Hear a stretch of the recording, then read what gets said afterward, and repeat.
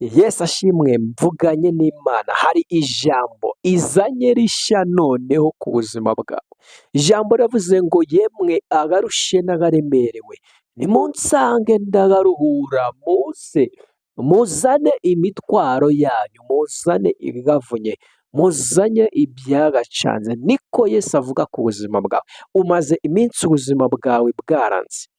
Rero nimba utarakora subscribe manza uyikore ujye ukurikirana ibiganiro byacu. Umaze iminsi wikorera imizigo y'ubukene, imizigo y'umuruho, imizigo y'agasuzuguro k'abadayimoni. Hano mu rusengero iwacu harimo Yesu ushobora kugutabara, ushobora kuguhumuriza. Izere, ihane ibyaha byawe, Yesu ariho aragushaka. Kwihana ntibigoye.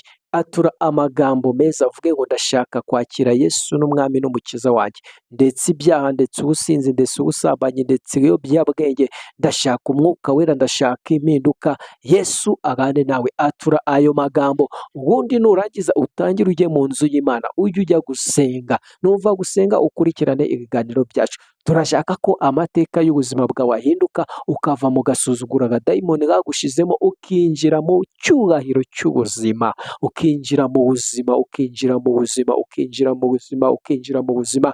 Imana irashaka kukwinjiza mu buzima, irashaka kuguha umugisha, irashaka kugukuza, irashaka kuguha akazi, irashaka kwagura ibyo ukora. Akira ijambo ry'Imana, kora subscribe na share.